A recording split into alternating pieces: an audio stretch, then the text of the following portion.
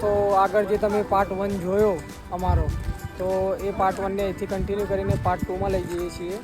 અમે એમપીની border cross કરી અને જમવા માટે ઊભા છીએ. તમે જોઈ શકો છો અહીંયા બધા જમવા માટે બેસી ગયા છે. જમવામાં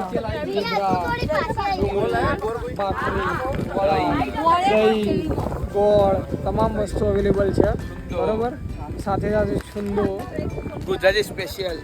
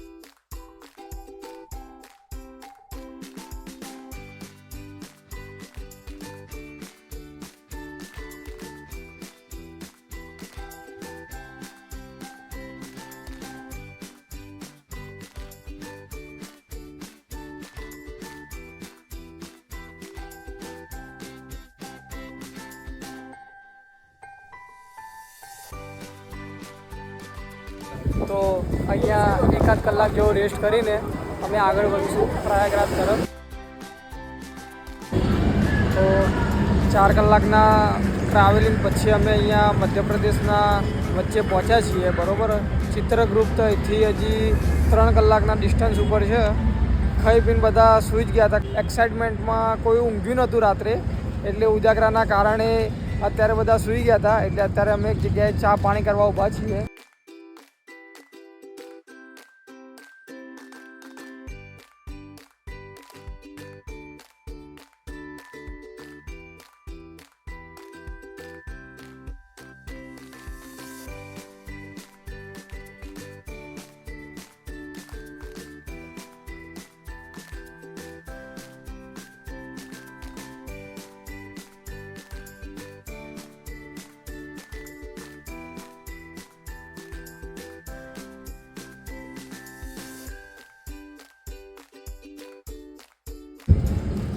અમે બધાએ ચા પાણી કરી લીધું. અત્યારે વાગે છે 4:45. અહીંથી અમારું જે ડેસ્ટિનેશન રાતે સ્ટે કરવાનું છે એ 3 કલાકના અંતરે છે. તો અમે આજે રાતે ત્યાં સ્ટે કરશું અને આવતીકાલે સવારે સ્નાન કરવા જઈશું. એવો પ્રોગ્રામ અમે ફાઇનલ કર્યો છે અત્યારે. પૂરો બંદોબસ્ત થઈ ગયો છે.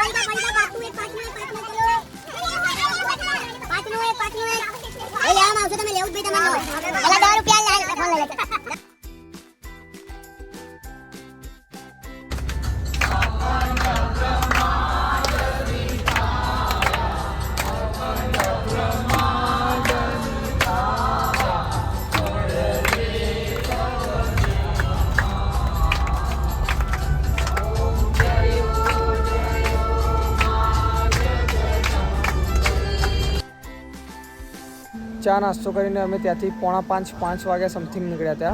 અત્યારે અમે ગાડીમાં ડીઝલ પુરાવા માટે ઊભા છીએ. અને અહીંયાથી પ્રયાગરાજ હજુ 200 કિલોમીટર બાકી છે અને અમારે જમવાનું પણ હજી બાકી છે. તો અમને પહોંચતા લગભગ 11 અથવા તો 12 વાગી જશે.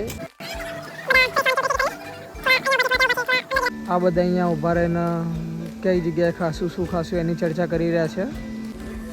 અમદાવાદથી અહીંયા સુધી હું જો રોડનો રિવ્યૂ આપું તો મારા રિવ્યૂ પ્રમાણે તમને કોઈ બી જાતની તકલીફ પડશે નહીં રોડમાં. હા, અમુક જગ્યાએ ખાડા આવે છે પણ એ ડઝન્ટ મેટર. કંઈ એટલા બધા નથી કે આપણે એમને ગણીએ. પણ જો તમે પોતાનું પ્રાઇવેટ સાધન લઈને આવતા હોય તો હું રિક્વાયર કરીશ કે તમે આવો. તમને રસ્તામાં કોઈ બી જાતની તકલીફ નહીં પડે. તમારી ગાડી આરામથી 140 થી 160 વચ્ચે ચાલશે. અને એવો કે રોડ બનાવ્યો છે તો તમે જો આવવાની ઈચ્છા ધરાવતા હોય પોતાનું સાધન લઈને તો બેફિકર બિંદાસ તમે આવી શકો છો.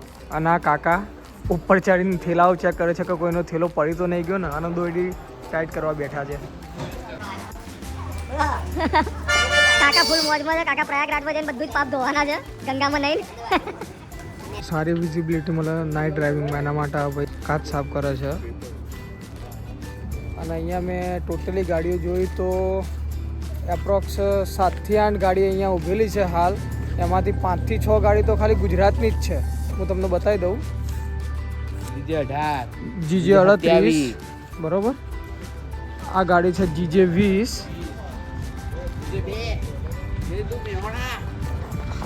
આ તો પ્રોપર જીજે 02 મહેસાણા. અને આ ગાડી ઊભી છે એ રહી જીજે 21.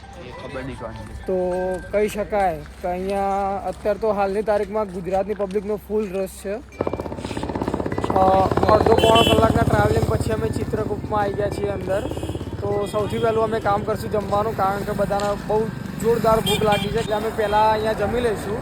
તો હું તમને હોટલ બતાવી દઉં. તો હોટલનું નામ છે સિદ્ધિવિનાયક ફેમિલી રેસ્ટોરન્ટ. ત્યાં અમે જોયું બહુ ભીડ છે એમ.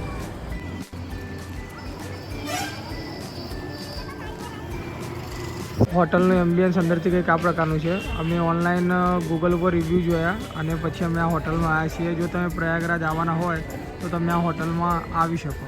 આ હોટલના રિવ્યૂ બીજી બધી હોટલો કરતાં સારા છે.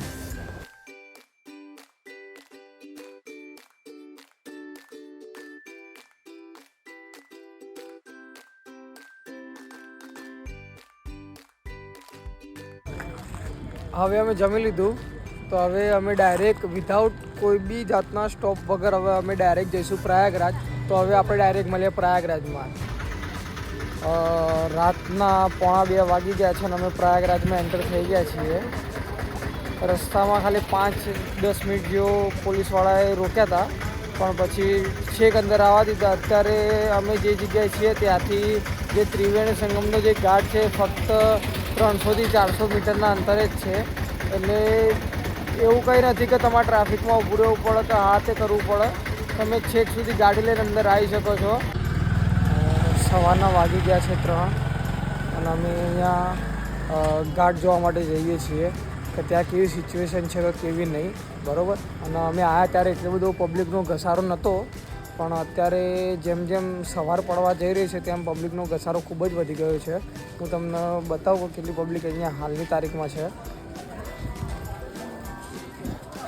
તમે જોઈ શકો છો કે અમે જ્યારે 1:45 વાગતાના અહીંયા એન્ટર થયા ત્યારે એટલી બધી પબ્લિક અવેલેબલ નથી અહીંયા, પણ અત્યારે બહુ જ પબ્લિક આવી રહી છે સ્નાન કરવા માટે. હું ઉપરની બાજુથી અત્યારે જ્યાં ઊભો છું ત્યાંથી હું તમને ઘાટનો વ્યૂ દેખાડું.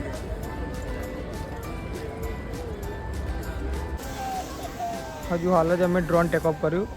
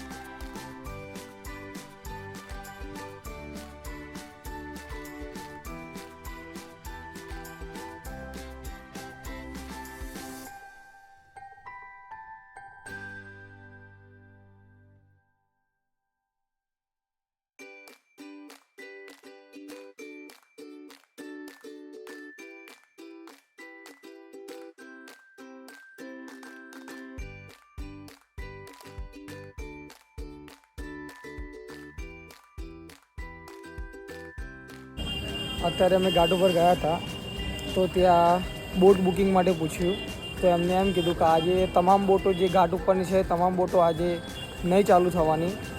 એનું રીઝન એ હતું કે આજે આપણા પ્રધાનમંત્રી નરેન્દ્ર મોદી અહીંયા આવવાના છે સ્નાન કરવા માટે. તો એમના સિક્યુરિટી રીઝનના કારણે આજે અહીંયાની તમામ બોટો બંધ કરવામાં આવી છે.